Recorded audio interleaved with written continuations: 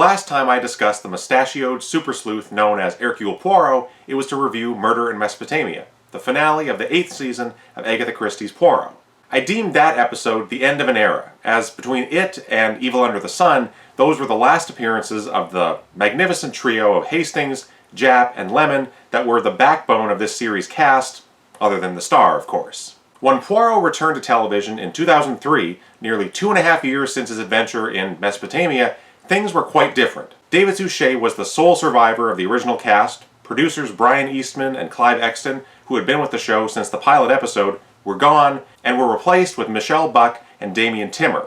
And that's why I've subtitled this video, "And Then Everything Changed." It is well known that there is a distinct change in tone and style starting this season, which carried through right to the end of the series. But what I was thankful for, at least in terms of this episode, is that the differences aren't as stark as I was fearing. There are a couple of very notable changes in comparison to the source material that signaled the new way things were going to be done now, but at least at this point, these new producers seem to be trying to not throw us into the deep end yet. The first novel adapted for this new era of Poirot was Five Little Pigs, or Murder in Retrospect, a book that I really enjoy. And I feel like it was chosen because of the opportunities for a unique and different style of storytelling than what had been done before on this show.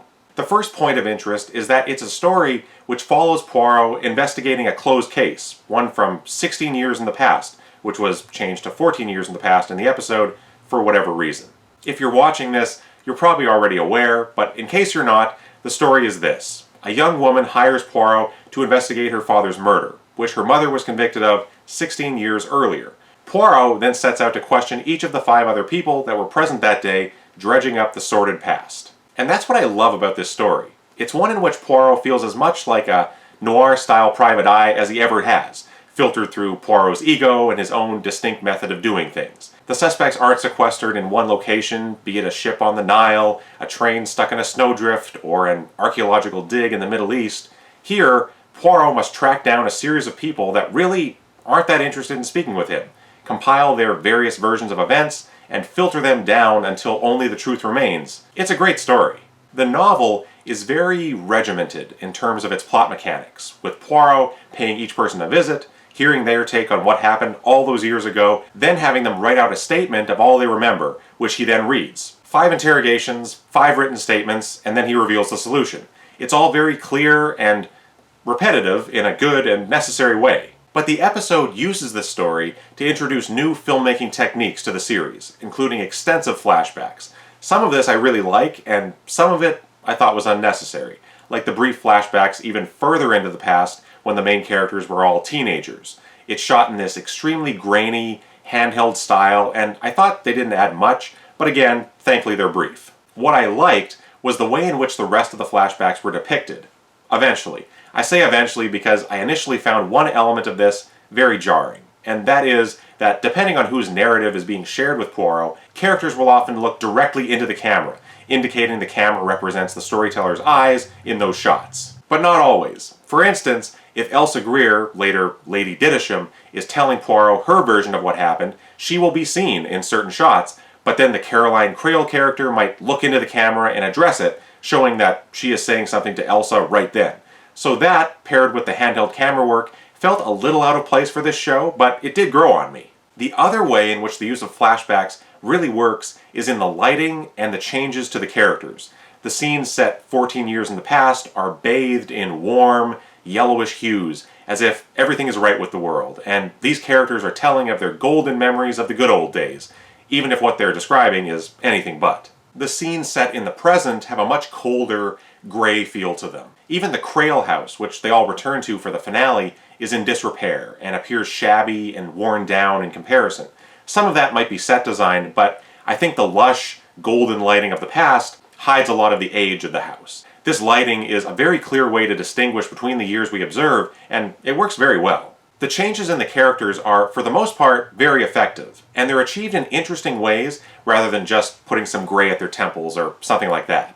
Elsa Greer, as played by Julie Cox, is perhaps the best example, with the younger version being much more energetic, with fiery eyes and a very flirtatious attitude which causes all the trouble in the first place. Amyas Creole is, of course, just as much to blame, though. The Elsa of the present is deathly pale, with shocking white skin, signaling long in advance the line we hear at the end that she died the day that Amyas was murdered. The heavy makeup around her eyes and the dark lipstick is meant to approximate life in her, but only does the opposite.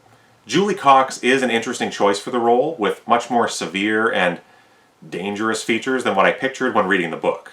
Toby Stephens plays Amyas' best friend Philip, and his change over the years is almost non-existent, as he never appears to be a happy man either in the past or the present. Mark Warren, playing Meredith Blake, has perhaps the most striking introduction when Poirot goes to meet with him. He's seen sitting in a chair amongst tall, windswept grass with a gramophone playing beside him as he looks out over the water, and then Poirot walks into the foreground with his almost iconic walking stick coming into view. Meredith is a shrunken, lonely man now. He was always an introvert, wrapped up in his unusual hobbies, but the man we see now is a shadow of what we observe in memory. There's another shot I really loved, also involving him, where the camera pans from Meredith reading to the other characters, across the room to him in the present. The shift in lighting is so smooth and subtle and is one of the best moments of direction in this episode. The governess, Miss Williams, played by Gemma Jones, is an older woman to begin with, but she has faded with the years as well. Her demeanor is also much the same between the eras, but you can see how her world has changed, going from working in a large house for a wealthy family to the modest flat that she lives in now. And finally, the opposite change occurs in Angela Warren, played by Tallulah Riley as a teenager and by Sophie Winkleman in the present. As a girl, she is unhappy, constantly squabbling with her father, but in the present, she has become a famed archaeologist. Where the four other little pigs have all faded over time, she is tanned, happy, and successful. Excellent casting, by the way, as the adult version resembles the teenaged one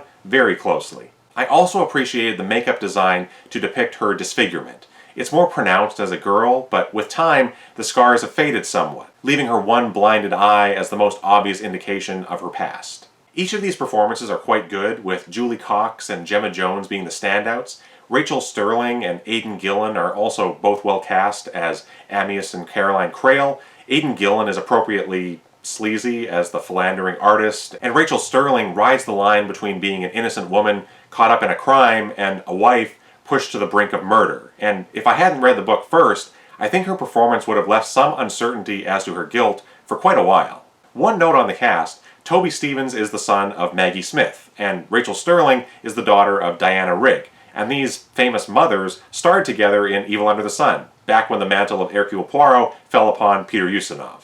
But speaking of Poirot, it's now time to address David Suchet. To my relief, he's much the same as he always has been. He still considers himself to be the greatest who ever lived, even if his view of himself is toned down in comparison to the opening of the book. The curl of his mustache has lessened somewhat, and it now resides closer to his upper lip, but otherwise, he's the same man. His sense of humor and the humor of the show as a whole is downplayed, but they include one line that I laughed at quite a bit, revolving around someone trying to explain to him what a hatchet is. The subtlety of his facial expressions continues to amaze me, but Poirot himself is not at the forefront of this story, as much of the runtime is taken up by the 5 versions of the past that we observe. In terms of comparing this episode to the book, there are several changes made. First is the pretense that Poirot gives to most of the suspects he speaks with, that being that he is compiling research for a book that's being written on the Amyas Crail murder. In the episode, he just comes right out and tells each of them that Caroline's daughter, here named Lucy instead of Carla, has hired him. There's also the fact that Caroline is hanged for the murder, which we witness in the opening moments of the episode. In the book, she dies in prison before she can be executed. I'm assuming this change was just made for a more dramatic and even more tragic past than what the book contained, and adding more fuel to the idea of this being a wrongful conviction. There are changes that signal the direction that these new producers were wanting to go. We get a brief visual representation of the affair that is being carried on between Amyas and Elsa Greer, and that seems to be added just for the sensationalism that such a scene could provide, because it adds nothing. We're already aware that they are having an affair and that it continued until just before his death. Having this in the middle of those events adds nothing and is instead just a moral decline for the show. And there is an addition made to the Philip Blake character, which I predicted from the first scene he has with Poirot. I won't get into it because it has virtually no bearing on the plot. From what I got from the book, this isn't even hinted at. So it's instead a concession to more modern sensibilities, I suppose. I don't mind when some changes are made when adapting any book to the screen. I've mentioned in past reviews, eliminating characters and transferring some of their characteristics to others can work. Certain subplots can be dispensed with if it helps condense the novel down to the time constraints of an episode. But adding something just as a way of going, "This ain't your granddaddy's Poirot," is unnecessary to me, and moves away from what I would say should be the goal of series like this, providing a fairly faithful adaptation of beloved books, telling compelling stories, and depicting an extremely famous character. But then there are changes that make no sense for a character. In the book, the purpose of the Creole daughter hiring Poirot is to hopefully prove her mother innocent and dispel any notions that she may have hereditary homicidal tendencies. She's just become engaged and doesn't want her future husband to fear being poisoned on their patio in the future. All of that is dropped in the episode, and when the true killer is revealed, she instead draws a gun and nearly kills the murderer herself.